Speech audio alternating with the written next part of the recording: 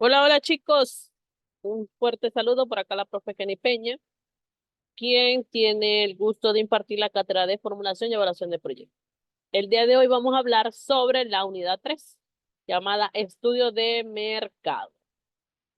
Vamos a iniciar definiendo lo que es un estudio de mercado, aunque para ustedes ya deberían de tener aunque sea una idea. Hablamos entonces que un estudio de mercado, pues es una investigación que busca conocer las diversas necesidades o preferencias que hay dentro de un sector, no necesariamente comercial. Sin embargo, esto va a permitir evaluar las necesidades y hábitos del segmento al cual yo me voy a dirigir. Pero cuando hablamos de una investigación de mercado en función a un proyecto o una investigación, me va a permitir a mí conocer ese comportamiento que tiene ese público al cual yo voy a dirigirme en función de esas necesidades y preferencias que tiene.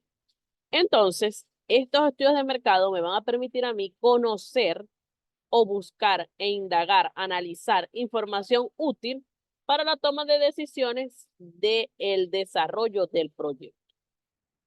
Por tanto, este estudio de mercado me va a permitir a mí conocer a profundidad el mercado al cual se dirige el proyecto, identificar las necesidades y preferencias de esos consumidores, la competencia, el tamaño de mercado, entre otros aspectos muy importantes y necesarios para poder determinarlos dentro de la proyección y esa viabilidad que va a tener el proyecto, puesto que con esa información se va a generar una toma de decisiones para desarrollar el proyecto en diversas funcionalidades. Por tanto, me va a permitir minimizar los riesgos para el fracaso y aumentar las posibilidades de éxito de ese proyecto. También podemos mencionar que este tipo de investigación va a permitir lo que les estaba hablando, analizar la competencia.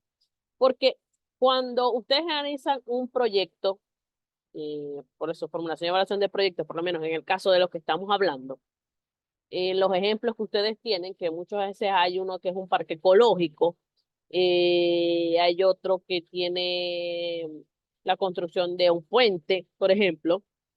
Entonces, ¿qué pasa?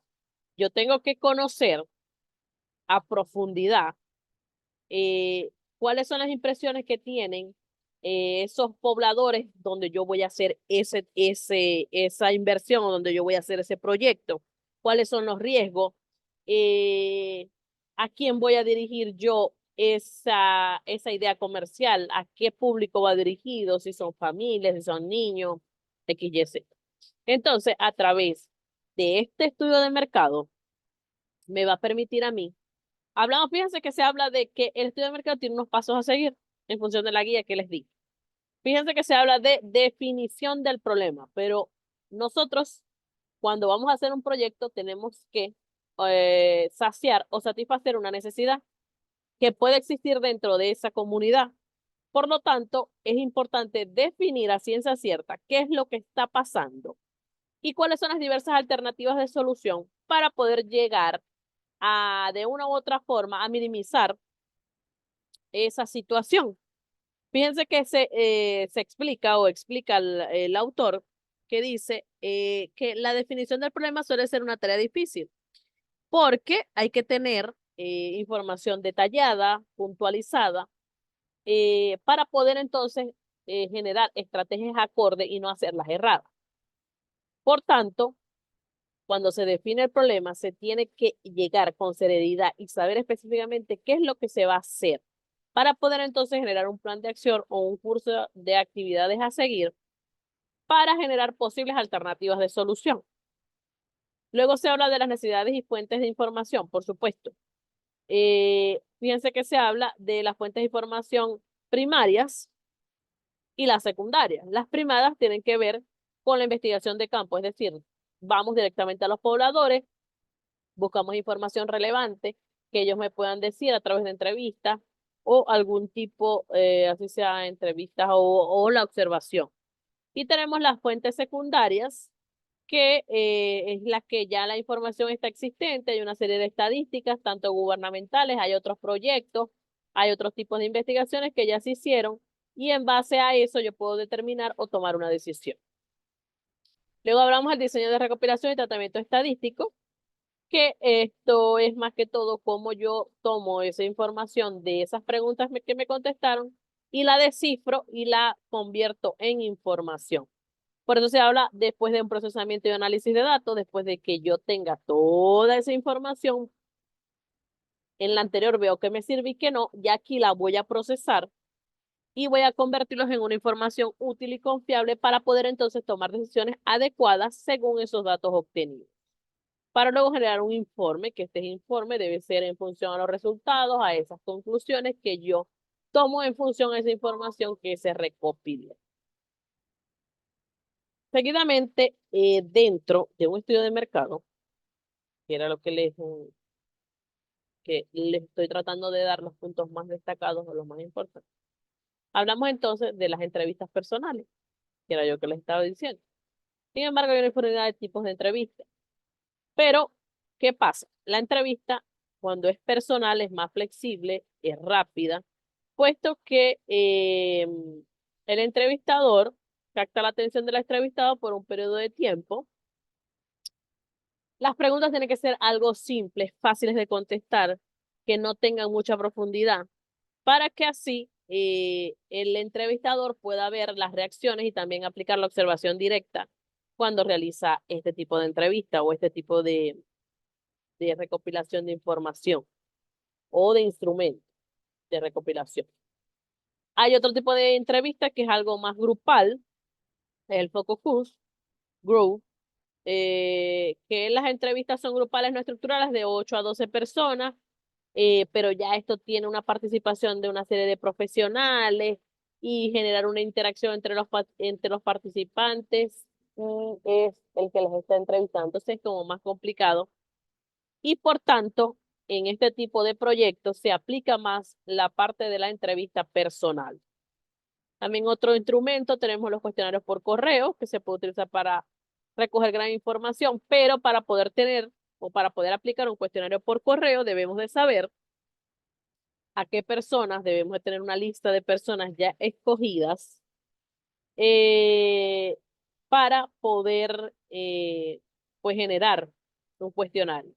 Sin embargo, dentro de las debilidades que puede tener este, es que las personas no sean tan honestas, eh, hay una poca flexibilidad, puesto que a veces uno toma más tiempo, otro toca menos tiempo, entonces no se tiene un control a ciencia cierta sobre el cuestionario, de quién lo hace, quién no lo hace, si la persona que lo hace es el idóneo, si está contestando de manera correcta o de manera efectiva que nos va a servir. Otro instrumento que se puede aplicar en una entrevista telefónica, que es un método para recopilar información rápidamente y de forma flexible, donde el entrevistado pregunta y puede saltar otra pregunta dependiendo de cómo lo recibe el entrevistado y en función a ello, pues hacerlo de una manera más dinámica y proactiva para que pueda, eh, para que se pueda dar este tipo para que se pueda obtener este tipo de información. También es importante acatar que hay una debilidad dentro de este instrumento que muchas veces el entrevistado puede influir en la respuesta del entrevistado, porque puede generar algún tipo de interpretación. Entonces, y si tiene prisa, pues a veces puede contestar inventando o por contestar. Entonces hay que tener mucho ojo con eso. Y por último, vamos a hablar de la investigación por Internet, que es un método de investigación que recoge información a través de encuestas en la Internet o un poco grupos a través de la red, de algún tipo de red social. Pero este tipo de instrumento no es para toda la población, por tanto es importante saber a qué tipo de población yo me voy a dirigir. Fíjense que se dice que las personas que usan web tienen que ser más educadas, más jóvenes y con mayor ingreso que el consumidor promedio. La investigación por internet es adecuada cuando se busca una muestra que ya está o puesto que es un grupo complicadito de conseguir. Ya para finalizar, les comento el trabajo que tienen que hacer. Tienen que hacer un análisis FODA donde van a escribir las debilidades, fortalezas, oportunidades y amenazas del proyecto que ya tienen, que ya comenzamos a trabajar con las actividades anteriores. Luego van a hacer una situación proyectada. Cuando hablo de situación proyectada es lo que yo veo a futuro, donde ustedes me van a poner la ubicación geográfica, o sea, donde específicamente ustedes quieren hacer esa idea que ustedes tienen, quién sería la competencia, si la comunidad donde ustedes se van a colocar es baja, media o alta, y lo que ustedes opinan en función al crecimiento, a las oportunidades de crecimiento que puede tener esa idea, ese proyecto que ustedes tienen. Y van a realizar una encuesta relacionada con el proyecto para ver su aceptación dentro de esa comunidad donde ustedes lo piensan hacer con 5 preguntas. Acuérdense, tienen que ser algo sencillas, breves de responder, muy claras y objetivas para que ustedes puedan determinar si el proyecto tiene la aceptación adecuada dentro de esa comunidad o no.